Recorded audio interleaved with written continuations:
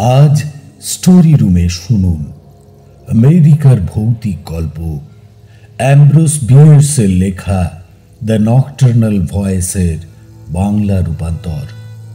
Ambrose গুইনেট বিয়ার্স ছিলেন একাধারে সাংবাদিক, কবি ও ছোট গল্পের লেখক। তাঁর লেখা দ্য ডেভিলস ডিকশনারি আমেরিকান সাহিত্যের একটি মাস্টারপিস। বিশ্বের তাবড় সাহিত্য সমালোচক তাঁর ভৌতিক গল্পের জন্য তাঁকে এডগার অ্যালেন পোর পাশাপাশি স্থান দেন। শুরু হচ্ছে আজকের গল্প দ্য নকটার্নাল ভয়েস।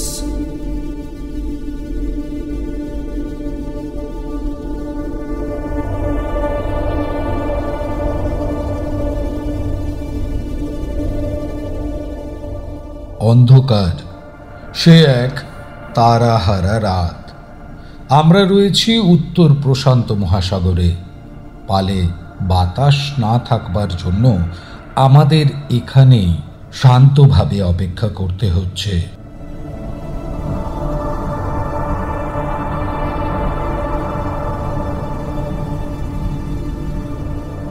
আমাদের সঠিক অবস্থানের কথা বলতে পারবো না, কারণ এক ক্লান্তিকর নির্বাক সপ্তাহকাল ধরে সূর্য মুখ লুকিয়ে রেখেছে হালকা কুয়াশার আড়ালে।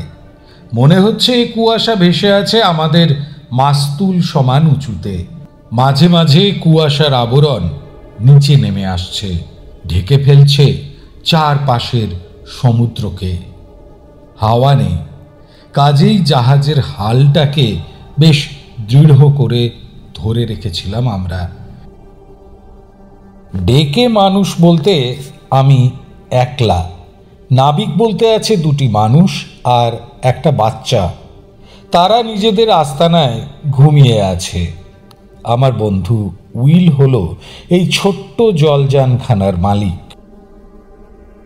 সে রয়েছে জাহাজের পিছন দিকে তার নিজের বাঙ্কে, ছোট্ট কেবিনের পোর্টের পাশে তার বাঙ্ক।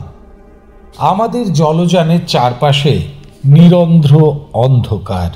আচমকা সেই অন্ধকারের কালো জবনিকা ভেদ করে একটা কণ্ঠস্বর ভেসে এলো।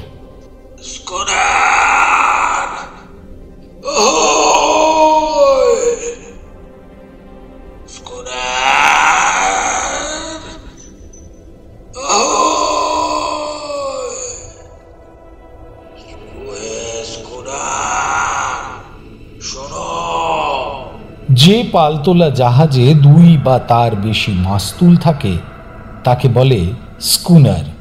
নাবিকদের মধ্যে পরস্পরের ডাকবার রীতি আহোয়ে। নাবিকদের ভাষায় শব্দটির অর্থ হল ওহে শোনো। কণ্ঠস্বরটা এত অপ্রত্যাশিত যে বিস্ময় বিমূঢ় হয়ে আমি সঙ্গে সঙ্গে কোনো উত্তর দিতে পারলাম না। অন্ধকারের ভেতর থেকে কণ্ঠস্বরটা আবার ভেসে এলো।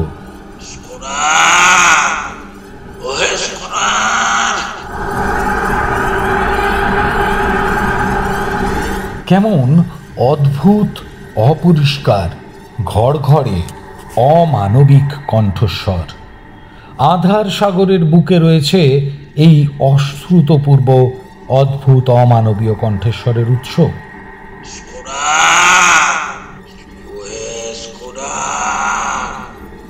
এই যে স্তম্ভিত ভাবটা কাটিয়ে আমিও চিৎকার করে উঠলাম, কে তুমি? কি চাও? আমি আবার বুদ্ধি আর বিবেচনা শক্তি যেন ফিরে পেয়েছি। ভয় পাবেন না। অন্ধকারের মধ্যে থেকে অদ্ভুত কণ্ঠস্বরে উত্তর ভেসে এলো। হয়তো ওই অদ্ভুত কণ্ঠের অধিকারী আমার স্বরের মধ্যে ধৈর্যচ্যুতির পরশ খুঁজে পেয়েছে। আপনার ভীত হবার কোনো প্রয়োজন নেই। আপনার ক্ষতি করবার শক্তি বা সামর্থ্য আমার নেই। আপনি কে? আমি এক হতভাগ্য বৃদ্ধ মানুষ।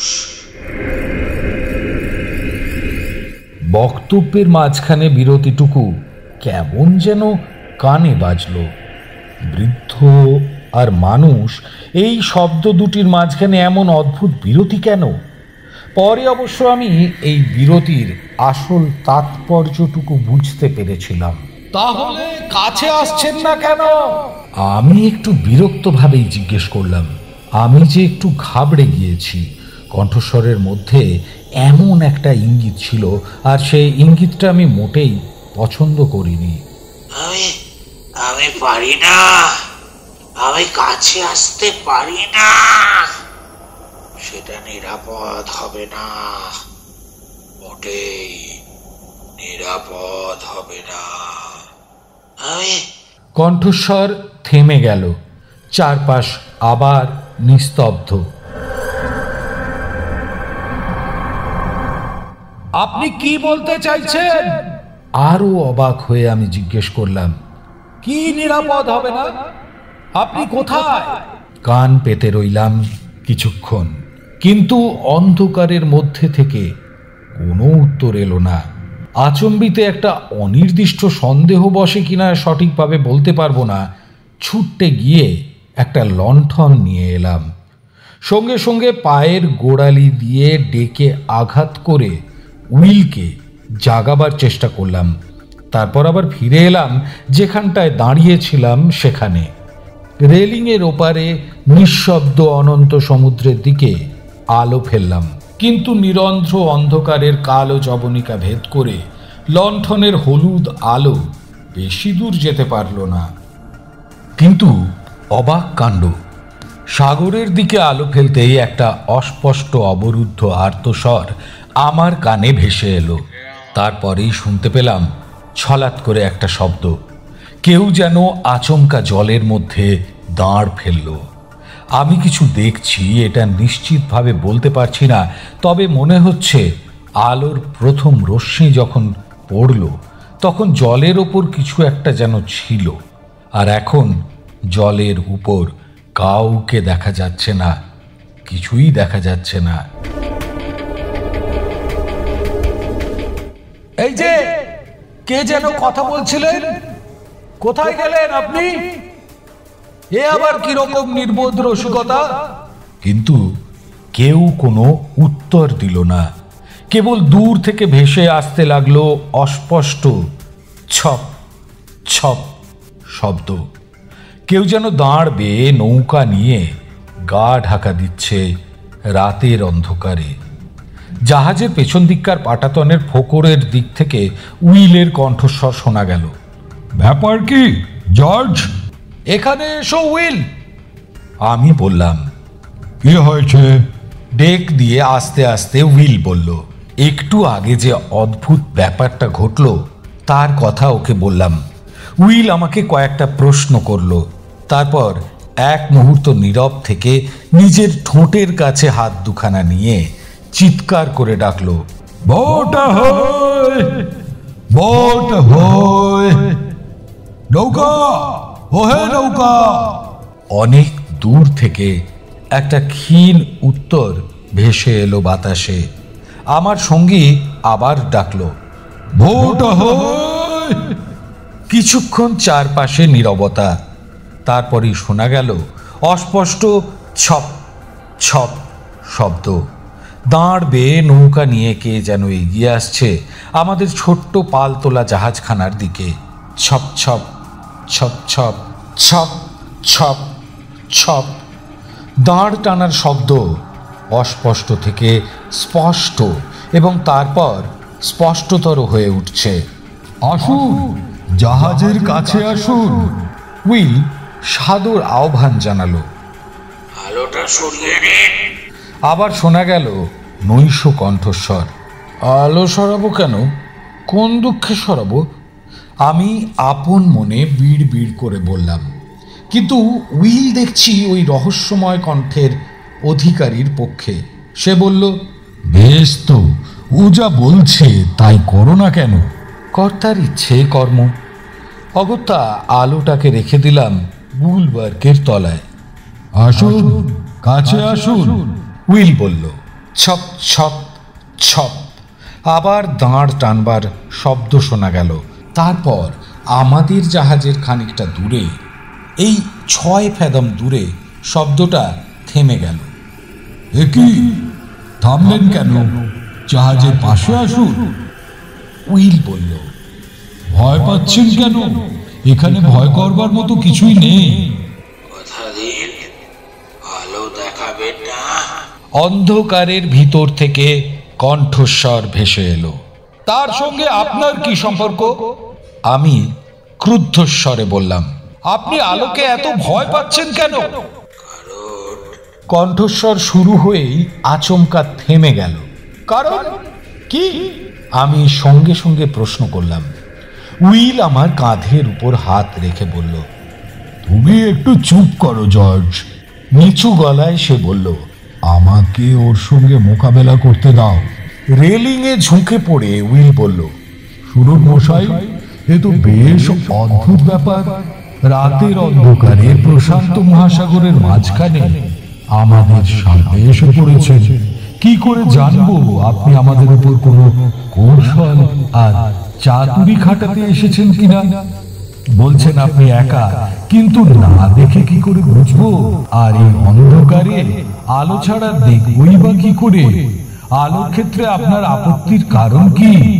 আবার দাঁড়ের জল কাটবার শব্দ শোনা গেল। ছপ ছপ ছপ। শব্দটা চলে যাচ্ছে দূরে, আরো দূরে। তারপর অনেক দূর থেকে অন্ধকারে কণ্ঠস্বর ভেসে এলো। সে স্বর নিরাশায় ভরা, বেদনায় বিভোর। আমি দুঃখিত, খুবই দুঃখিত। আপনাদের বিব্রত না করলেই পারতাম। আসলে আমি খুব ক্ষুধার্ত, আর সেই মহিলা খুব ক্ষুধার্ত। ছপ ছপ ছপ। দাঁড়ের এলোমেলো শব্দ দূরে মিলিয়ে যেতে লাগলো। থামুন, থামুন! উইল চিৎকার করে বলল, আমরা আপনাকে তাড়িয়ে দিতে চাইনি। ফিরে আসুন। আপনি যখন আলো চাইছেন না, তখন লণ্ঠনটা না হয় সরিয়েই রাখবো। আমার দিকে ফিরে উইল বলল, এ তো দেখছি এক অদ্ভুত রহস্যময় ব্যাপার, তবে ভয় করবার মতো কিছু নেই এর মধ্যে। তোমার কি মনে হয়? না না, ভয় পাবার মতো কিছু নেই। আমার মনে হয় আশেপাশে কোথাও ওর জাহাজ ডুবি হয়েছিল, লোকটা বেঁচে গেছে কোনো রকমে। ও আলোকে ভয় পাচ্ছে কেন? তাই তো বুঝতে পারছি না। বোধহয় কষ্টে ভয়ে ওর মাথা খারাপ হয়ে গেছে। ছপ ছপ ছপ। দাঁড়ের জল কাটবার শব্দ স্পষ্টতর হয়ে উঠল। অন্ধকারে অদৃশ্য আগন্তুক এগিয়ে আসছে আমাদের জাহাজের দিকে।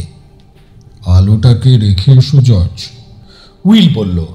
তারপর সে রেলিংয়ে ঝুঁকে পড়ে দাঁড়ের শব্দ শুনতে লাগলো। বাতিটাকে যথাস্থানে রেখে এসে উইলের কাছে দাঁড়ালাম। দাঁড়ের শব্দ এগিয়ে আসছে। আমরা দুজনেই উৎকণ্ঠিত। জাহাজ থেকে একটু দূরে শব্দটা হঠাৎ থেমে গেল। এবার জাহাজের পাশে আসবেন না? স্থির কণ্ঠে উইল বলল। বাতিটা তো সরিয়ে রাখা হয়েছে। না না, আমি পারি না। আমি কাছে আসতে সাহস করছি না। আপনাদের কাছ থেকে কিছু খাবার দাবার পেলে তার দাম আমি দিতে পারবো না। দেবার ক্ষমতা নেই আমার। ঠিক আছে, আপনি ও নিয়ে বিব্রত হবেন না, উইল বলল। তারপর একটু ইতস্তত করে আবার বলল, আপনাকে আমাদের জাহাজে স্বাগত জানাচ্ছি। আপনি আসুন, যতটা খাবার নিয়ে যেতে পারেন যান। উইলের স্বরের মধ্যে বোধ করি একটু দ্বিধার ভাব রইল। আপনি খুব ভালো, খুব দয়ালু। ঈশ্বর সর্বশক্তিমান, তিনি সব কিছু বুঝেন। তিনি আপনার মঙ্গল করুন।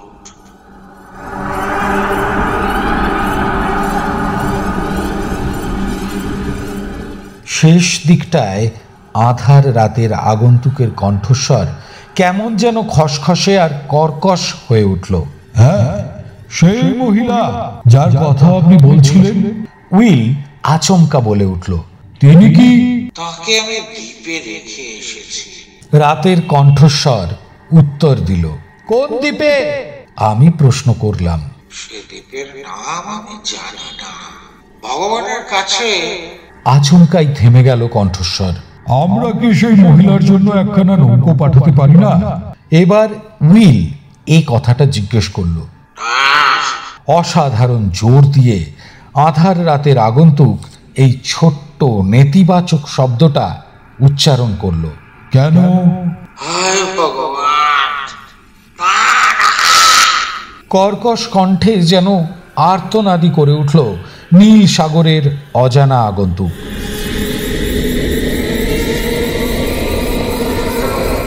কিছুক্ষণ কোনো তরফেই সাড়া শব্দ নেই। তারপর যেন একটু ভর্ৎসনার সুরে নিশি রাতের আগন্তুক বলতে লাগলো, আমাদের অভাবের জন্যই আমি এতদূর আসতে সাহস করেছি। ওর যন্ত্রণা আমাকে পীড়া দিচ্ছিল, খুব পীড়া দিচ্ছিল। আমি আর সহ্য করতে পারিনি। কারণ ঝুঁকি নিয়ে এত দূর পর্যন্ত চলে এসেছি। আপনি যেই হন না কেন, একটু অপেক্ষা করুন। আমি আপনাদের জন্য কিছু খাবার নিয়ে আসি, এক্ষুনি আসবো। কয়েক মিনিটের মধ্যেই ভাঁড়ার থেকে নানা রকম অনেক খাবার নিয়ে এলো উইল। রেলিংয়ের সামনে দাঁড়িয়ে সে বলল, খাবারটা নিতে জাহাজের গায়ে নৌকো লাগাবেন না? আমার সে সাহস নেই। কণ্ঠস্বর শুনে আমার মনে হলো যে আধার রাতের অতিথি তার মনের একটা তীব্র আকাঙ্ক্ষাকে দমন করলেন। একটা দারুণ ইচ্ছাকে যেন চুপ করিয়ে দেওয়া হলো জোর করে। হঠাৎ আলোর ঝলকানির মতো আমার মনের মধ্যে কতগুলি কথা এলো। অন্ধকারের ওই জীবটি ক্ষুধায় কষ্ট পাচ্ছে, আর একজন মহিলার কথাও শোনা গেছে, তিনিও ক্ষুধার্ত। ওদের প্রয়োজন খাদ্য। উইল যথেষ্ট খাবার নিয়ে এসেছে ওদের জন্য, কিন্তু কোনো এক দুর্বোধ্য কারণে আতঙ্কিত হচ্ছেন রাতের অতিথি। তিনি জাহাজের কাছে এসে খাবার নিয়ে যেতে পারছেন না। বিদ্যুৎ চমকের মতোই আমার মনে ওর সম্পর্কে একটা ধারণা এসে গেল। আমাদের এই অদৃশ্য আগন্তুক মোটেই পাগল নয়। সম্পূর্ণ সুস্থ মস্তিষ্কে সে এক অসহ্য আতঙ্কের মুখোমুখি হয়েছে। আমার মনে নানা ভাব, নানা অনুভূতির খেলা চলতে লাগলো। শেষ পর্যন্ত সব ভাবকে ছাপিয়ে বড় হয়ে উঠল সহানুভূতির ভাবটা। যাকে জাহাজে আসবার কথা ছেড়ে দাও উইল, আমি বললাম। যে কোনো কারণেই হোক উনি জাহাজের কাছে আসবেন না। তুমি বরং একটা বাক্স নিয়ে এসো। বাক্সর ভিতর খাবার পুরে আমরা ওটাকে জলে ভাসিয়ে দেব, তাহলেই আশা করি উনি ওটা পেয়ে যাবেন। তাই করলাম আমরা। একটা নৌকার হুকের সাহায্যে আমরা খাবার ভর্তি বাক্সটাকে সাগরের জলে ভাসিয়ে দিলাম। এক মুহূর্ত পরেই একটা মৃদু হর্ষধ্বনি শোনা গেল। এ হর্ষধ্বনি অদৃশ্য আগন্তুকের। বুঝলাম সে খাবারের বাক্সটা পেয়েছে। একটু পরে অদৃশ্য আগন্তুক আমাদের কাছ থেকে বিদায় নিল। যাবার সময় সে হৃদয় উজাড় করে আমাদের আশীর্বাদ করে গেল। তারপর অন্ধকারের মধ্যে আবার দাঁড়ের শব্দ শোনা গেল। ছপ ছপ ছপ। শব্দ ক্ষীণ হতে হতে এক সময় মিলিয়ে গেল। বড্ড তাড়াতাড়ি চলে গেল। একটু আহত স্বরেই উইল মন্তব্য করল, অপেক্ষা করো। আমি বললাম, আমার ধারণা ও আবার ফিরে আসবে। ওর খাদ্যের খুব প্রয়োজন। আর সেই মহিলা, তারও বোধ করি খাদ্যের প্রয়োজন। কিছুক্ষণ চুপ করে রইল উইল, তারপর বলল, সাগরে মাছ ধরছি অনেক দিন ধরে, কিন্তু এরকম অদ্ভুত ব্যাপারের মুখোমুখি আগে কখনো হয়নি। একটু আগে যা ঘটল তার চেয়ে রহস্যময় ব্যাপার আর কি হতে পারে?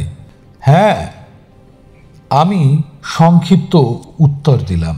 নানা চিন্তা এসে আচ্ছন্ন করে ফেলল আমার মনকে। সময় কাটতে লাগলো।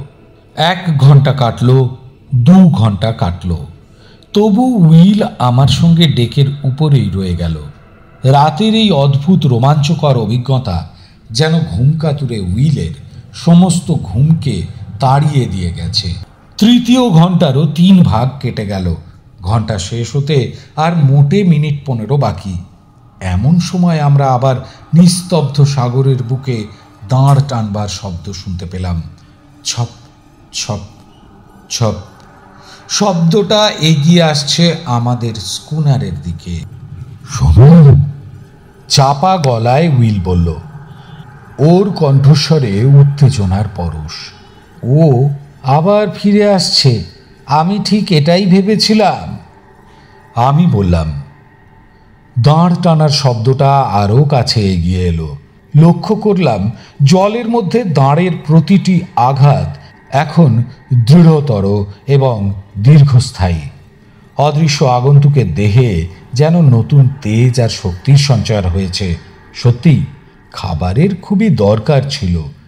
জাহাজের একটু দূরে এসে দাঁড়ের শব্দ থামল। বুঝলাম আর এগোবে না ওই আঁধার রাতের অদৃশ্য অতিথি। অন্ধকারের মধ্যে দিয়ে আবার কণ্ঠস্বর ভেসে এলো। স্কুনার অ্যাহোয়! স্কুনার! ওহে স্কুনার! এই যে আপনি এসেছেন? উইল জিজ্ঞেস করলো।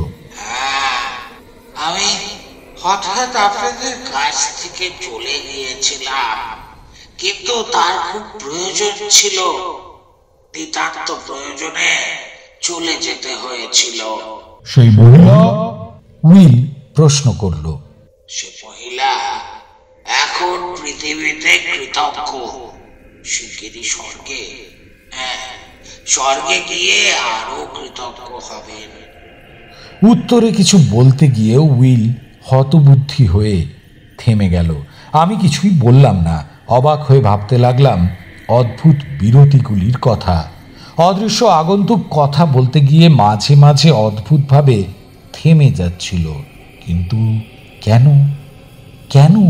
অবশ্য অবাক হলেও আমার মন ওর প্রতি সহানুভূতি এবং সমবেদনায় ভরে গিয়েছিল। কণ্ঠস্বর বলতে লাগলো। ঈশ্বরের দয়া আর আপনাদের অনুগ্রহের ফলকে ভাগাভাগি করে নিয়ে আমরা, হ্যাঁ, আমি আর সে আলোচনা করছিলাম। ওর কথার মাঝখানেই কথা বলল উইল, কিন্তু তার কথাগুলো মোটেই পরিষ্কার বা সামঞ্জস্যপূর্ণ হলো না। আজ রাতে আপনারা যে দান করলেন, যে খ্রিস্ট ধর্ম সুলভ করুণা দেখালেন, তাকে দয়া করে ছোট করবেন না। নিশ্চিত থাকুন আপনাদের এই কাজ সর্বদর্শী সর্বশক্তিমান ঈশ্বরের দৃষ্টি এড়ায়নি। কণ্ঠস্বর থামল। পুরো 1 মিনিট সবাই নীরব। তারপর রাতের কণ্ঠস্বরের অদৃশ্য অধিকারী নীরবতা ভাঙল। আমরা দুজনে আমাদের ভাগ্যে যা ঘটেছে তা নিয়ে আলোচনা করলাম। আগে ভেবেছিলাম আমাদের জীবনে যে ভয়ঙ্কর আতঙ্ক নেমে এসেছে তার কথা আর কাউকে বলবো না, নিঃশব্দে শেষ হয়ে যাব দুজনে। কিন্তু আলোচনা করেই দুজনে একমত হলাম যে আজ রাতে যে ঘটনা ঘটলো তা ঘটলো এক বিশেষ বিধানে। আমরা যে কষ্ট সহ্য করেছি, যে জীবন্ত আতঙ্কের মুখোমুখি হয়েছি, তা আপনাদের কাছে খুলে বলা উচিত বলেই আমরা মনে করলাম। আর ঈশ্বর বোধহয় তাই চান। আমরা কোনো কথা বললাম না। কণ্ঠস্বর আবার বলতে লাগলো। সেই সময় থেকে দ্বিধাগ্রস্ত ভাবে কণ্ঠস্বর থামল। হ্যাঁ বলুন, হ্যাঁ বলুন, নরম গলায় উইল বলল। আলবাট্রস জাহাজখানা ডুবে যাওয়ার সময় থেকে। ও! নিজের অজ্ঞাতেই আমার গলা থেকে স্বর বেরিয়ে এলো। 2 মাস আগে ওই জাহাজখানাই তো নিউ ক্যাসেল থেকে ফ্রিস্কোর দিকে যাত্রা করেছিল। তারপর থেকে জাহাজটার আর কোনো খবর শোনা যায়নি। জাহাজটা কোথায়, কিভাবে উধাও হলো তাও কেউ বলতে পারে না। ঠিকই বলেছেন আপনি। কণ্ঠস্বর উত্তর দিল, বলুন কি করে জাহাজ ডুবি হলো? বিষুবরেখার কয়েক ডিগ্রি উত্তরে আমাদের জাহাজ অ্যালবাট্রস এক প্রচন্ড ঝড়ের মুখে পড়ল। জাহাজের মাস্তুল ভেঙে গেল। সারা রাত ধরে চলল ঝড়ের উত্তাপ লীলা। ঝড়ের দাপটে জাহাজের অবস্থা সঙ্গীন হয়ে উঠল। ক্রুদ্ধ ঝটিকা দানব জাহাজখানাকে তাড়িয়ে নিয়ে চলল নিজের খেয়াল খুশি মতো। পাহাড়ের মতো উঁচু এক একটা ঢেউ এসে আছড়ে পড়তে লাগলো পাটাতনের উপর। মনে হলো এই বুঝি পাটাতন চূর্ণ বিচূর্ণ হয়ে যায়। আর সে কি দুলুনি! জাহাজ একবার যেন তলিয়ে যাচ্ছিল রসাতলে, আবার ঢেউয়ের সঙ্গে সঙ্গে ফের যেন উঠে পড়ছিল পাহাড় চূড়োয়। হাওয়া বইছিল শোঁ শোঁ করে, যেন লক্ষ লক্ষ ক্রুদ্ধ দানব দারুণ ক্রোধে হুঙ্কার করতে করতে জাহাজখানাকে উড়িয়ে নিয়ে যেতে চাইছিল সুদূর দানব লোকে। শেষ রাতের দিকে ঝড়ের দাপট কমল। ভোর হলে দেখা গেল জাহাজ ফুটো হয়ে গেছে। জল ঢুকতে শুরু করেছে জাহাজে। হাওয়া একেবারে পড়ে গেল, আর সব নাবিকেরা নৌকো করে চলে গেল ঝড়ে বিধ্বস্ত জাহাজ থেকে। পড়ে রইলাম আমরা দুজনে, আমি আর আমার লিজা। আপনারা পড়ে রইলেন কেন? আমি জিজ্ঞেস করলাম। আমরা নিচে গিয়েছিলাম আমাদের সঙ্গের জিনিসপত্রের মধ্যে অত্যন্ত অবশ্য প্রয়োজনীয় কিছু জিনিস নিয়ে আসবার জন্য। শরীর সমাধি হবে এই আতঙ্কে যাত্রী আর নাবিকদের বুদ্ধি আর বিবেচনা শক্তি বোধহয় নষ্ট হয়ে গিয়েছিল। আমরা যখন ডেকের উপরে এলাম তখন নৌকোগুলো চলে গেছে দূরে, দিগন্ত রেখার কাছাকাছি। ওদের ডেকে আর কোনো লাভ নেই। অত দূর থেকে আমাদের ডাক ওরা শুনতেই পাবে না। তবু নিরাশায় ভেঙে পড়লাম না আমরা, বরং সঙ্গে সঙ্গেই কাজে লেগে গেলাম। কিছুক্ষণের মধ্যেই একটা ছোট্ট ভেলা তৈরি করে ফেললাম।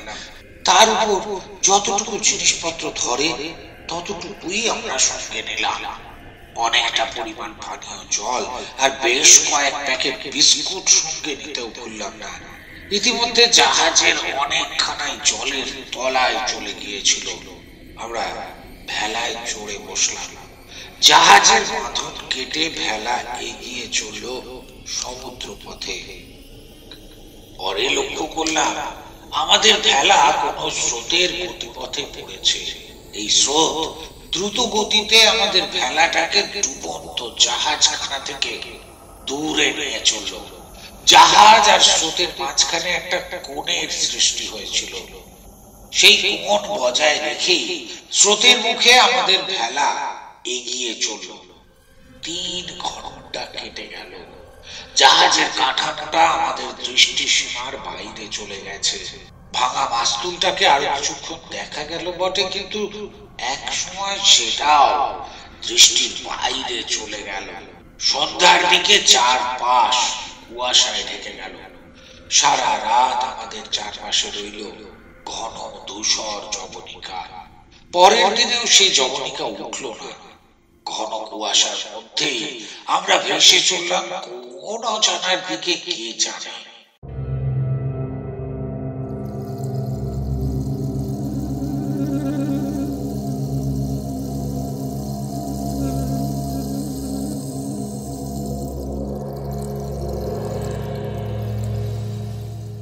অবশ্য আবহাওয়া শান্তই ছিল। 4 দিন ধরে সেই অদ্ভুত অস্বচ্ছ কুয়াশার মধ্যে দিয়ে ভেসে চললাম আমরা। চতুর্থ দিন সন্ধ্যেবেলায় আমরা একটা শব্দ শুনতে পেলাম। উপকূলের ঢেউ আছড়ে পড়ার শব্দ। ক্রমে শব্দটা স্পষ্ট থেকে স্পষ্টতর হয়ে উঠতে লাগলো। মধ্যরাতের পর আমাদের দুপাশের ঢেউয়ের গর্জন শোনা গেল। কয়েকবার আমাদের পলকা ভেলাটা প্রবল জলোচ্ছ্বাসের সঙ্গে যেন শূন্যে লাফিয়ে উঠল। তারপর ভেলা সহ আমরা গিয়ে পড়লাম শান্ত নিস্তরঙ্গ জলরাশির মধ্যে। সাগর তরঙ্গের উন্মত্ত ভৈরব গর্জন করে রইল আমাদের পিছনে। অন্ধকারের মধ্যে বুঝতে পারলাম না কোথায় এসে পড়েছি। ভোর হলো, দেখলাম আমরা লেগুন জাতীয় একটা বিশাল জলাশয়ের মধ্যে এসে পড়েছি। কিন্তু তখন আমরা এসব লক্ষ্য করিনি, কেননা আমাদের সামনেই কুয়াশার আবরণের আড়ালে দেখা যাচ্ছিল একটা বিশাল সমুদ্রগামী জাহাজের কাঠামো। একসঙ্গে নতজানু হয়ে আমরা ঈশ্বরকে ধন্যবাদ জানালাম। ভাবলাম আমাদের বিপদের বুঝি শেষ হয়েছে। তখন কি জানতাম যে আমাদের এখনো অনেক কিছু শিখতে বাকি রয়েছে। ভেলাখানাকে চালিয়ে জাহাজের কাছে নিয়ে এলাম। চিৎকার করে উঠলাম, আমরা বিপন্ন, দয়া করে আমাদের জাহাজে তুলে নিন। কিন্তু আমার চিৎকারের জবাবে জাহাজ থেকে কোনো উত্তর পাওয়া গেল না। আমাদের ভেলা গিয়ে থামলো জাহাজের পাশে। আবার চিৎকার করলাম, কেউ আছে? না, কোনো সাড়া নেই। জাহাজখানা কি পরিত্যক্ত? জাহাজ থেকে একটা দড়ি ঝুলছে নিচের দিকে। ঠিক করলাম ওই দড়ি বেয়ে জাহাজে উঠবো। দড়ি বেয়ে ওপরে উঠতে শুরু করলাম, কিন্তু কাজটা খুব সহজ হলো না, কেননা ঝুলন্ত দড়িটার গায়ে এক ধরনের ধূসর ছত্রাক রয়েছে। তাছাড়া জাহাজের পাশটাও ঢেকে গিয়েছে ওই জাতীয় ছত্রাকে।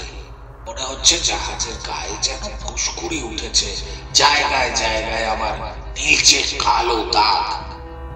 দড়ি বেয়ে ওপরে উঠে রেলিং ধরলাম, তারপর রেলিং টপকে এসে পড়লাম জাহাজের ডেকে। লিজা ভেলাতেই রইল। সমস্ত ডেকটাই ছেয়ে গেছে ছত্রাকে, ধূসর বর্ণের ছত্রাক।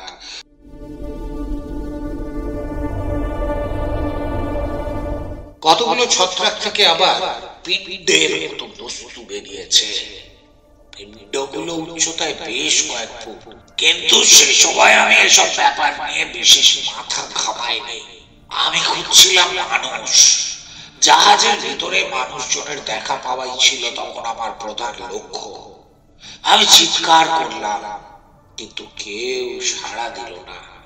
তারপর জাহাজের পেছন দিককার সবচেয়ে উঁচু পাটাতনটার তলায় যে দরজাটা, সেখানে গেলাম। দরজাটা ভেজানো রয়েছে। দরজা খুললাম, তাকালাম ভিতরে, কেউ নেই ওখানে। দরজাটা খুলতেই একটা বাসি গন্ধ নাকে এলো। এরকম ঘরে কোনো মানুষ থাকতে পারে না, কথাটা মনে হতেই আমি তাড়াতাড়ি দরজাটা বন্ধ করে দিলাম। সহসা নিজেকে কেমন নিঃসঙ্গ, কেমন একাকী মনে হলো। যেদিক থেকে উঠেছিলাম জাহাজের সেই পাশে গেলাম। লিজা চুপচাপ ভেলার উপর বসেছিল।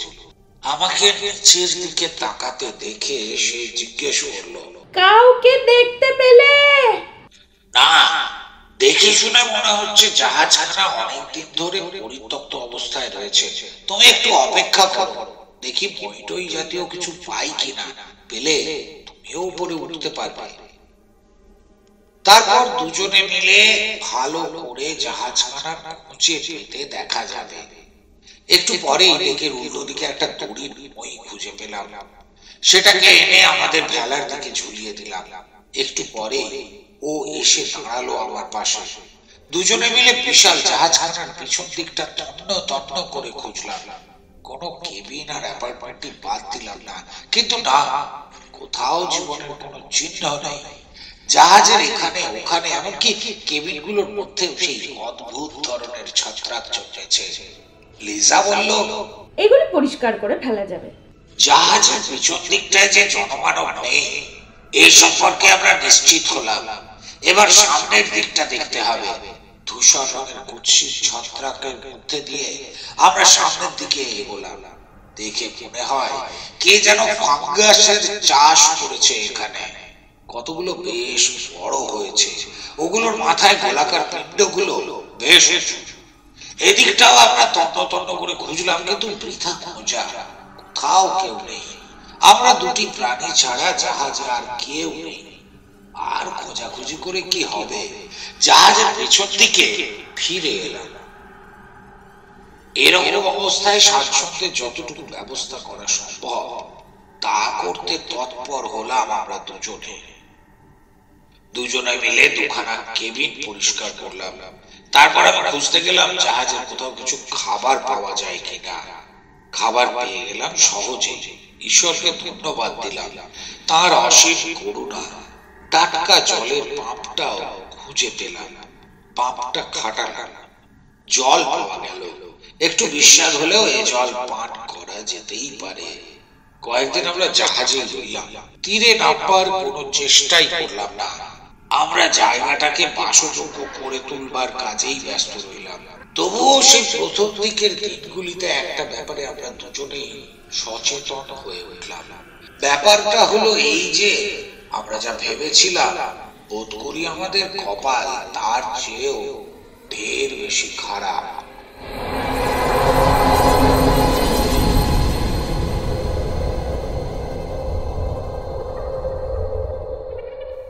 যদিও আমরা দুখানা কেবিন আর সেলুনের মেঝে আর দেওয়ালে সমস্ত ছত্রাক নির্মূল করে ফেলেছিলাম, অদ্ভুত দাগগুলোকে ঘষে ঘষে তুলে ফেলেছিলাম, তবু মাত্র 24 ঘন্টার ব্যবধানে সেগুলি আবার আগের রূপে ফিরে এলো।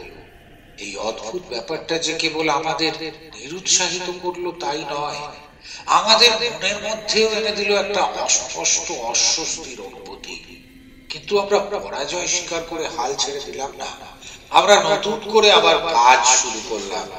এবার আমরা কেবল ছত্রাকগুলিকে চেঁচেই ফেললাম না, কাঁচা জায়গার উপর কার্বলিক ছড়িয়ে দিলাম। জাহাজের ভাড়ার ঘরে আমরা একটি কার্বলিকও পেয়েছিলাম, কিন্তু এক সপ্তাহের মধ্যে যে কেসে ছত্রাকগুলি আবার আগের অবস্থানে ফিরে এলো। শুধু তাই নয়, ওগুলো ছড়িয়ে পড়লো আরো নানা জায়গায়, যেন আমাদের হস্তক্ষেপের ফলে ওদের বীজ ছড়িয়ে গেল জাহাজের বিভিন্ন অংশে। এমন বিদ্ঘুটে ছত্রাক তো আগে কখনো দেখিনি। এই জাতীয় ছত্রাকের কথা তো সমুদ্রযাত্রী কোনো নাবিকের কাছেও শুনিনি। পণ্ডিতেরাও বোধ করি এগুলির অস্তিত্বের কথা জানে না। সপ্তম দিন সকালে ঘুম থেকে উঠেই ও একটা অদ্ভুত ব্যাপার দেখলো।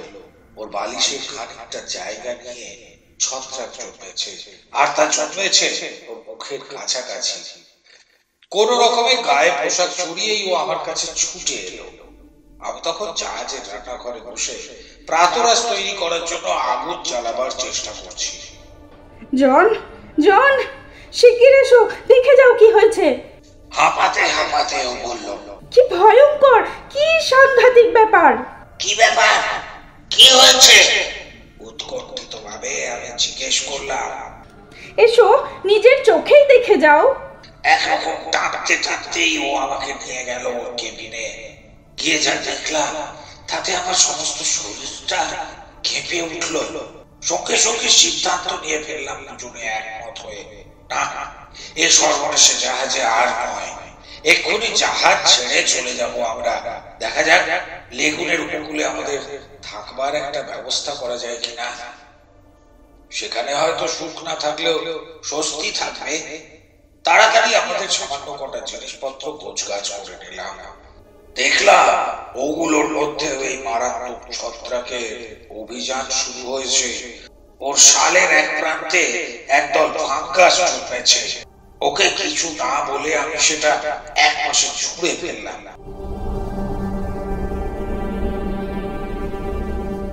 আমাদের ভেলাটা তখনও জাহাজের গায়ে লাগানো রয়েছে, কিন্তু ওটা চালানো খুব মুশকিল। জাহাজের পিছন দিকে কয়েকটা লাইফ বোট ঝোলানো ছিল, তার একটা নামিয়ে সাগরের জলে ভাসালাম। তারপর সেই নৌকায় করে এগিয়ে চললাম তীরভূমির দিকে। কিন্তু তীরভূমির কাছাকাছি এসে দেখলাম জাহাজ ছেড়ে এসে কোনো লাভই হয়নি। তীরের সর্বত্র ওই দুষ্টু ছত্রাকের রাজত্ব। জায়গায় জায়গায় স্তূপাকৃতি ছত্রাক উঁচু হয়ে উঠেছে। বড় সড় ঢিবি বা ছোট পাহাড়ের মতো। এ যে অদ্ভুত, এ যে ভয়ঙ্কর।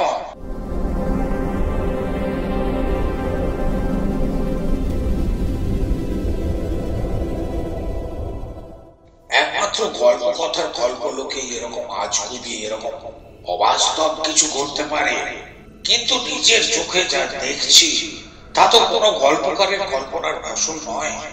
এই যে একান্ত বাস্তব। সমস্ত উপকূলটা ছেয়ে গেছে ওই দুষ্টু ছত্রাকে।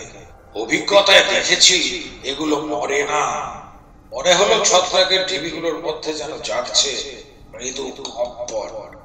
নিঃশব্দ জীবন শক্তি যেন ওদের মধ্যে নিয়ে আসছে শিহরণ। বাতাস এলেই দেখা যাচ্ছে এই শিহরণ।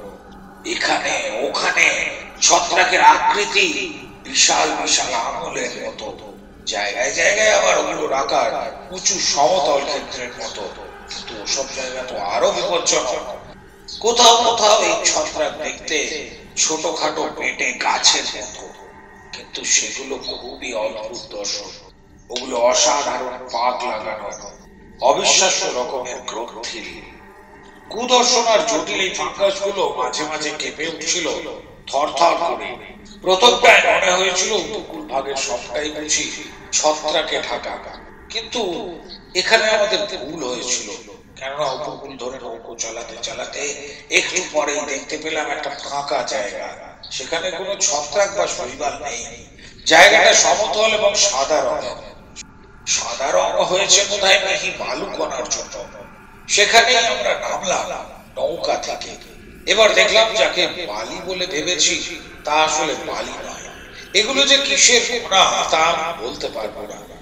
তবে দেখলাম যে এই সাদা জায়গায় কোনো ছত্রাক জন্মায় নাই। শুধু তাই নয়, উপকূলের যেখানেই এই বালির মতো মাটি রয়েছে সেখানেই ফাঙ্গাস জন্মায় নাই। আর এরকম সাদা জমি অদ্ভুত ভাবে ছড়িয়ে আছে এদিকে ওদিকে। দুপাশের ছত্রাকের জঙ্গলের মধ্যে দিয়ে এই জমি চলে গিয়েছে, ঠিক যেন পায়ে চলা পথ।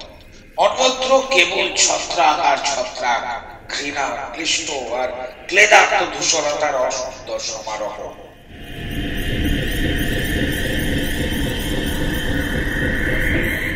সম্পূর্ণ ছত্রাক মুক্ত একটা জায়গা পেয়ে আমরা যে কতটা খুশি হলাম তা আপনাদের বুঝিয়ে বলতে পারবো না। ওখানে আমরা আমাদের জিনিসপত্র এনে রাখলাম, তারপর আবার জাহাজে ফিরে গেলাম দুজনে। উদ্দেশ্য হলো সেখান থেকে আমাদের কাজে লাগতে পারে এমন সব মালপত্র সংগ্রহ করা। অন্যান্য প্রয়োজনীয় জিনিসের সঙ্গে আমি জাহাজের একখানা পালও সঙ্গে করে নিয়ে এলাম। পালখানা দিয়ে পাশাপাশি দুটি ছোট তাঁবু তৈরি করা হলো। সে তাঁবু দুটির কোনো শ্রী বা ছাদ না থাকলেও যে উদ্দেশ্যে তা খাটানো হয়েছিল তা সিদ্ধ হলো। এই দুটি তাঁবুর মধ্যে আমরা প্রয়োজনীয় সমস্ত জিনিসপত্র সঞ্চয় করে রাখলাম। এক এক করে 4টি সপ্তাহ নির্বিঘ্নে কেটে গেল। সভ্য জগতে নানা সুযোগ সুবিধা বঞ্চিত হওয়া সত্ত্বেও আমরা সুখেই ছিলাম। কেননা আমরা দুজন ছিলাম একসঙ্গে। সেই আপাত বালুকাময় ভূখণ্ডে আমরা গড়ে তুলেছিলাম রোমান্টিকতায় ভরা প্রেমের এক অপূর্ব স্বর্গলোক। সে কটা দিনের স্মৃতি আজও আমার মনে অম্লান। যতদিন চেতনা থাকবে ততদিনই থাকবে সেই সুমধুর স্মৃতির সৌরভ। সে সৌরভ আগুন করে তুলবে আমার তনুমনকে। সেই মধুময় দিনগুলির কথা ভুলবো না, ভুলতে পারবো না।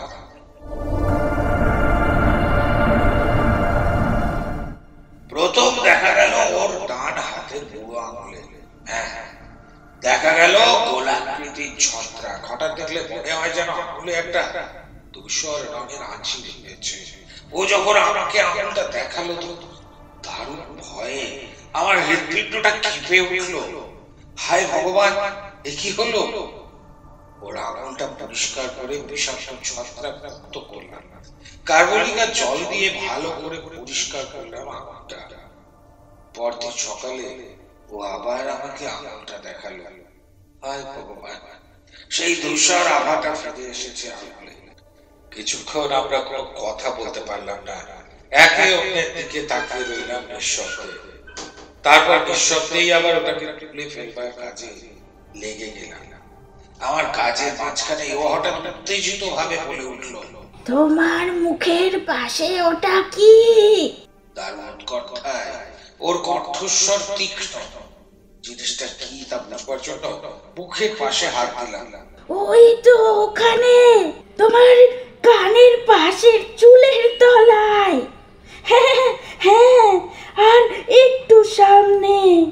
আমার আঙুল জায়গা মতো পৌঁছল এবং তখনই বুঝতে পারলাম ব্যাপারটা কি। আমার মুখের পাশেও ছত্রাক জন্মেছে, বিষাক্ত ধূসর ছত্রাক। আগে তোমার আঙুলটা পরিষ্কার করে দিই, আমি বললাম। আমার কথাটাই মেনে নিল, কেননা আঙুল পরিষ্কার না হওয়া পর্যন্ত ও আমাকে স্পর্শ করতে ভয় পাচ্ছিল।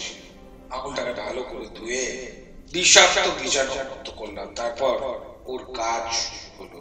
ও আমার মুখের পাশটা ছত্রাক মুক্ত করলো। কাজ শেষ হলে আমরা কিছুক্ষণ নানা বিষয়ে কথাবার্তা বললাম।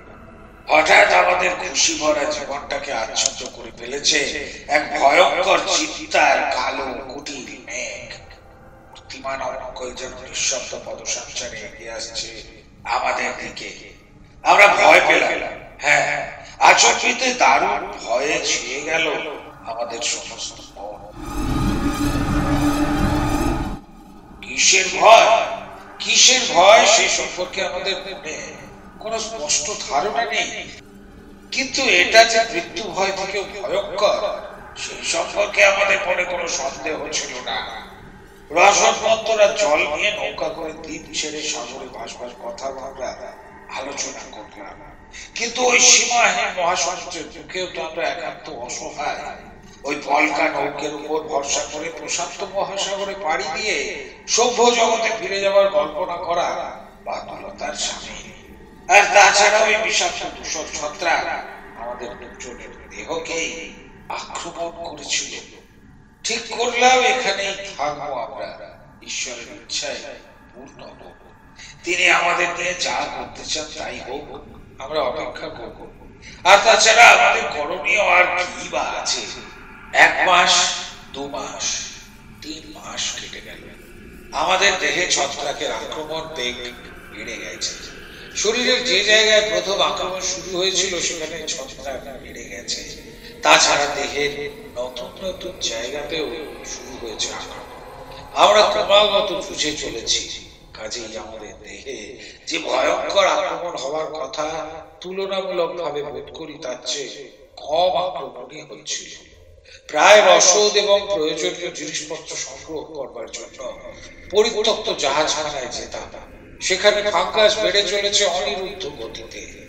ডেকের উপর একটা গোলাকৃতি মুন্ডি এত উঁচু হয়েছে সেটা আবার প্রায় মাথার সমান। দিন ত্যাগ করার সমস্ত চিন্তা আর আশা আমরা ছেড়ে দিলাম। সুযোগ পেলেও আর আমাদের সভ্য সমাজে ফিরে যাওয়া সঙ্গত হবে না। যে অদ্ভুত রোগের শিকার আমরা হয়েছি, সভ্য সমাজে ফিরে গেলে তা সংক্রমিত হয়ে পড়বে স্বাস্থ্যবান নিরোগ মানুষের মধ্যে। মানব সমাজের এত বড় ক্ষতি করবার অধিকার আমাদের নেই। দ্বীপ ত্যাগ না করবার সিদ্ধান্ত নেবার পর একটা ব্যাপার স্পষ্ট হলো, আমাদের খাদ্য এবং জল আমাদের নিজেদেরই সংগ্রহ করতে হবে। কেননা কতকাল আমাদের এখানে বেঁচে থাকতে হবে তখন তো আমরা জানতাম না। তাছাড়া জাহাজের ভাড়ারও অনুরোধ নয়, তার উপর জাহাজ থেকে কোনো টাটকা খাবার পাওয়া যায় না। যা পাওয়া যায় তা অনেক দিনকার বাসি। একটা কথা মনে পড়ে গেল, আপনাদের বলেছি আমি একজন হতভাগ্য বৃদ্ধ, কিন্তু বয়সের দিক থেকে বিচার করলে আমি মোটেই তার নই। কিন্তু হঠাৎ থেমে গেল অন্ধকারের কণ্ঠস্বর। তারপর আবার আচমকা শোনা গেল, হ্যাঁ হ্যাঁ, যা বলছিলাম, আমরা জানতাম যে খাদ্যের সম্পর্কে আমাদের সতর্ক হতে হবে, কিন্তু কত পরিমাণ যে খাবার জাহাজের ভাড়ারে রয়েছে সে সম্বন্ধে আমাদের কোনো ধারণাই ছিল না। সপ্তাহখানেক পরে আবিষ্কার করলাম যে রুটির অন্য ট্যাঙ্কগুলি একেবারে খালি। অথচ আমি ভেবেছিলাম প্রথমটার মতো এগুলিও রুটিতে বোঝাই থাকবে। যে ট্যাঙ্কটা প্রথম খুলেছিলাম তার মধ্যে আর সামান্য কখানা রুটি রয়েছে। সবজি, মাছ আর টুকিটাকি খাবারের কয়েকটা ছাড়া সারা জাহাজে আর খাদ্য দ্রব্য নেই। কিন্তু এই সামান্য খাবারে আর কটা দিন চলবে আমাদের? খাদ্যের ঘাটতি জানবার পর আমি লেগুনে মাছ ধরতে তৎপর হয়ে উঠলাম, কিন্তু কোনো মাছই ধরতে পারলাম না লেগুন থেকে। শেষ পর্যন্ত বগিয়া হয়ে ঠিক করলাম, লেগুনে যখন পাওয়া যাবে না তখন প্রবাল প্রাচীরের বাইরে উন্মুক্ত মহাসমুদ্র থেকেই মাছ ধরব। সেখানে মাছ ধরবার চেষ্টা করতে লাগলাম। মাঝে মাঝে অদ্ভুত আকৃতির মাছ ধরা পড়তো, কিন্তু সেটা কচ্ছি। বেশিরভাগ ক্ষেত্রেই পরিশ্রমটা সার হতো, মাছ ধরা পড়তো না। ফলে নিবৃত্তি হতো না, পেটের খিদে পেটেই থেকে যেত। এমনি করে আর কতকাল চলে? মনে হলো না খেতে পেয়েই আমরা পড়ে যাব। কতদিন আর অনাহারে থাকা যায়? আমার সমস্ত শরীর বিষাক্ত ছত্রাকে ছেয়ে গেছে, কিন্তু মনে হলো ছত্রাকের আক্রমণ আমাদের শেষ করে ফেলবার অনেক আগে আমাদের মৃত্যু হবে, আর সে মৃত্যু হবে অনাহারে। এই আমাদের নিয়তি। আমরা দেহ অনেক ক্লান্ত। চতুর্থ মাস কেটে গেল। তারপর আমি এক ভয়ঙ্কর আবিষ্কার করলাম। একদিন দুপুরের একটু আগে আমি পরিত্যক্ত জাহাজখানা থেকে ফিরে এসেছি। জাহাজের ভাড়ার তন্ত্র করে কিছু বাসি বিস্কুট পেয়েছিলাম, তারই কখানা নিয়ে আমাদের তাঁবুতে ফিরে আসছিলাম। দূর থেকে দেখলাম ওর তাঁবুর প্রবেশ পথটা খোলা, ও বসে আছে তাঁবুর দরজায়। শুধু তাই নয়, কিছু একটা খাচ্ছে। কি খাচ্ছ?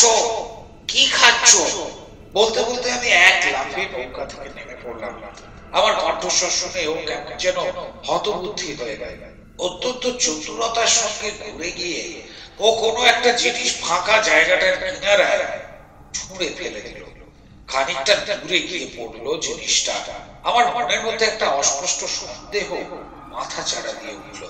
দ্রুত পদক্ষেপে এগিয়ে ওর ছুঁড়ে ফেলে দেওয়া জিনিসটা তুলে নিলাম। একটু ধূসর ছত্রাক তাঁবুর দোরগোড়ায় বসে ও ছত্রাক খাচ্ছিল। হায় ভগবান!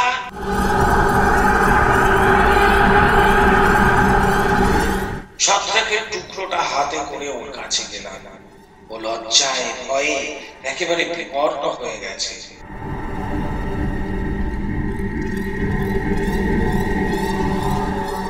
তারপর আস্তে আস্তে লালচে গোলাপি আভা ফিরে এলো ওর মুখমণ্ডলে। আমিও একটা প্রবল আচ্ছন্নতা আর ভীতির ভাব অনুভব করলাম। লক্ষ্মী সোনা, লক্ষ্মী সোনা, এর বেশি আর কিছু বলতে পারলাম না আমি। আমার দরদ ভরা কণ্ঠস্বর শুনে ও ভেঙে পড়লো কান্নায়। অনেকক্ষণ ধরে কাঁদলো। তারপর যখন শান্ত হলো তখন ওর মুখ থেকে শুনলাম সব কথা। ক্ষুধার তাড়নায় আগের দিনই ছত্রাক খেয়েছে লিজা, এবং খেতে নাকি ওর মোটেই খারাপ লাগেনি, বরং ভালোই লেগেছে। আমি ওকে দিয়ে এই প্রতিশ্রুতি করিয়ে নিলাম যেন চরম ক্ষুধার মুহূর্তেও ও আর এই ছত্রাক স্পর্শ না করে। আমার সামনে নত যেন হয়ে ও শপথ করলো যে ক্ষুধায় মৃত্যু হলেও ও আর খাদ্য হিসেবে ছত্রাক গ্রহণ করবে না। পরেও আমাকে বলল যে ছত্রাককে খাদ্য হিসেবে গ্রহণ করার আকাঙ্ক্ষা হঠাৎই ওর মনে আসে। আকাঙ্ক্ষার পূর্ব মুহূর্ত পর্যন্ত ওই ধূসর ছত্রাকগুলি ছিল ওর কাছে অত্যন্ত ঘৃণ্য পদার্থ। নক্কারজনক এই ছত্রাকগুলোর ওপর ওর ছিল তীব্র বিতৃষ্ণা, তীব্র বিকর্ষণ। আমার মন অশান্ত, আমার মন বিচলিত। যে ভয়ঙ্কর আবিষ্কার আমি করেছি তাতে আমার পক্ষে শঙ্কা বিহ্বল হয়ে পড়াটা মোটেই আশ্চর্য নয়। অশান্ত মনটাকে একটু শান্ত করার জন্যই দিনের শেষে একটু ঘুরতে বেরুলাম। দুপাশের ছত্রাকের ঝাড়ের মাঝখান দিয়ে আপাত বালুকাময় সাদা ভূখণ্ড পথের মতো এঁকে বেঁকে চলে গিয়েছে। সেই পথরেখা ধরেই এগোলাম। এর আগেও একবার এই পথে এসেছি, কিন্তু বেশি দূর যাইনি। এবার নানা চিন্তায় আনমনা হয়ে আমি অনেক দূর এগিয়ে গেলাম। আচম্বিত একটা অদ্ভুত কর্কশ শব্দ শুনে আমার সম্বিত ফিরে এলো। শব্দটা আসছে আমার বাঁ পাশ থেকে। দ্রুত ঘুরে দেখলাম আমার কনুইয়ের কাছে অসাধারণ এবং অদ্ভুত আকৃতির ছত্রাকের একটা স্তূপ। স্তূপটা অচল নয়, ওটার মধ্যে রয়েছে গতি। অস্বস্তিকর ভাবে ওটা আন্দোলিত হচ্ছে, যেন ওটার একটা নিজস্ব জীবন, নিজস্ব বোধ শক্তি রয়েছে। ছত্রাকের স্তূপটার দিকে এক দৃষ্টে তাকিয়ে থাকতে থাকতে সহসা আমার মনে হলো স্তূপটাকে যেন আমি চিনতে পারছি। ওটার সঙ্গে যেন একটা অতি বিকৃত মানব দেহের অদ্ভুত সাদৃশ্য রয়েছে। কথাটা আমার মগজের মধ্যে বিদ্যুৎ চমকের মতো খেলতে না খেলতেই একটা ছিন্ন করবার শব্দ আমার কানে এলো। শব্দটা মৃদু কিন্তু পীড়াদায়ক। দেখলাম ধূসর বর্ণের ছত্রাক স্তূপের মধ্যে থেকে হাতের মতো একখানা শাখা বেরিয়ে এলো আমার দিকেই। ছত্রাকের মাথা ঝুঁকে পড়লো আমার দিকে। ধূসর মাথাটা একটা আকৃতিবিহীন বেঢপ বলের মতো। আমি নির্বোধের মতো দাঁড়িয়ে রইলাম।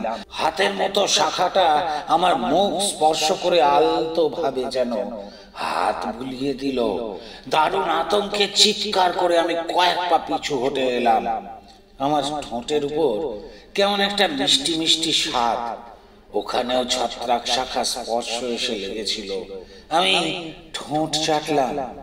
বলতে গেলে প্রায় সঙ্গে সঙ্গে একটা তীব্র অমানবীয় আকাঙ্ক্ষা আমাকে পেয়ে বসলো। সে আকাঙ্ক্ষায় ভরে গেল আমার সমস্ত মন।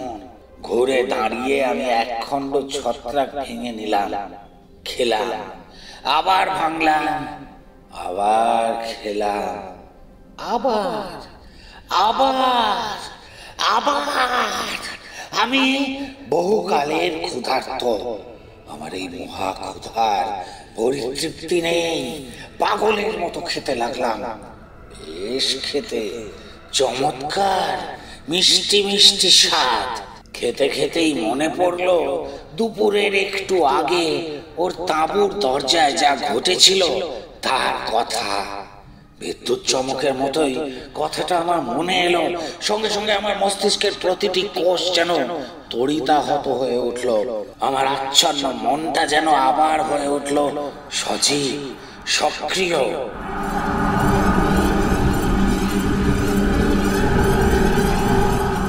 স্বয়ং ঈশ্বরই যেন আমাকে স্মরণ করিয়ে দিলেন তাঁবুর প্রবেশ পথের সামনে যে ঘটনাটা ঘটেছিল তার কথা। হাতের টুকরোটা ছুঁড়ে ফেলে দিলাম। মুখের ভেতরকার খণ্ডগুলো থু থু করে ছিটিয়ে ফেললাম। কি করলাম আমি? মুহূর্তের তীব্র আকাঙ্ক্ষায় আমি অমানুষ হয়ে গেলাম। আমি নিতান্ত হতভাগ্য। আমার মন ভয়ঙ্কর অপরাধ বোধ, তীব্র পাপ বোধে ভরে গেল। ভারাক্রান্ত মনে ফিরে চললাম আমাদের শিবিরের দিকে। লিজা সবই বুঝতে পারলো। ওর শান্ত সহানুভূতি আমার কাছে ব্যাপারটাকে অনেকখানি সহজ করে তুলল। আমার আকস্মিক দুর্বলতার কথা আমি ওর কাছে অকপট স্বীকার করলাম। স্বীকার করে অনেকখানি স্বস্তি পেলাম।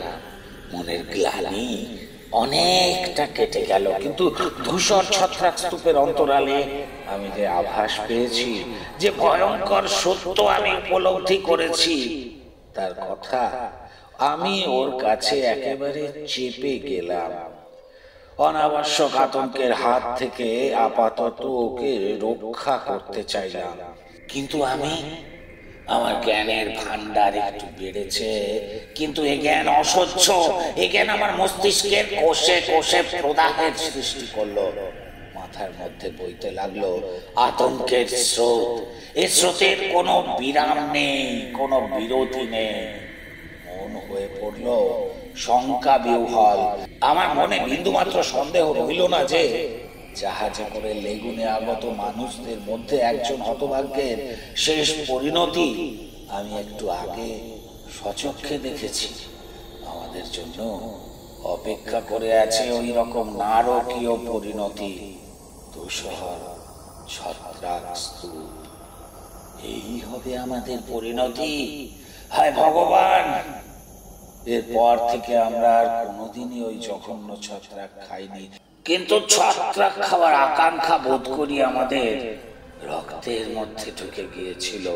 ওই একবার খাওয়ার জন্য অনেকখানি মূল্য দিতে হলো আমাদের। চরম অভিশাপ নেমে এলো আমাদের জীবনে।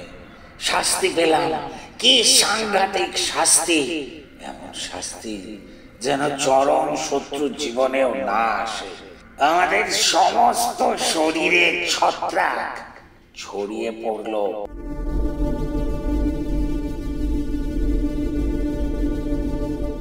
এবং তা বাড়তে লাগলো দানবীয় দ্রুত গতিতে। আমরা আমাদের হতভাগ্য দেহ দুটির ওপর ওদের নিষ্ঠুর অভিযান কিছুতেই রুখতে পারলাম না। তাই যারা ছিল একদা মানব মানবী, তারা পরিণত হলো। যাক সে কথা, ওসব কথা ক্রমেই মূল্যহীন হয়ে পড়ছে। কেবল এটুকু বিশ্বাস করুন, একদা আমরা ছিলাম মানব মানবী। ধূসর ছত্রাকের সঙ্গে সংগ্রাম ক্রমেই আরো ভয়ঙ্কর, আরো আতঙ্ক ঘন হয়ে উঠতে লাগলো। আমরা হাঁটতে লাগলাম, ক্রমাগত হাঁটতে লাগলাম। ছত্রাক ঢেকে ফেললো আমাদের মানবীয় শরীর দুটিকে।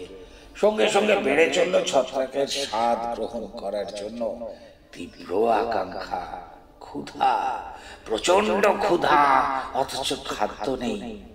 বলতে গেলে মনের সঙ্গে তীব্র লড়াই করে ছত্রাককে খাদ্য হিসেবে গ্রহণ করতে আমরা বিরত হলাম। মন, ছত্রাক বিধ্বস্ত দেহে মন কি এখনো আছে? এক সপ্তাহ আগে শেষ বিস্কুটখানা আমরা খেয়ে ফেলেছি। তারপর থেকে আমি মাত্র 3টে মাছ ধরেছি।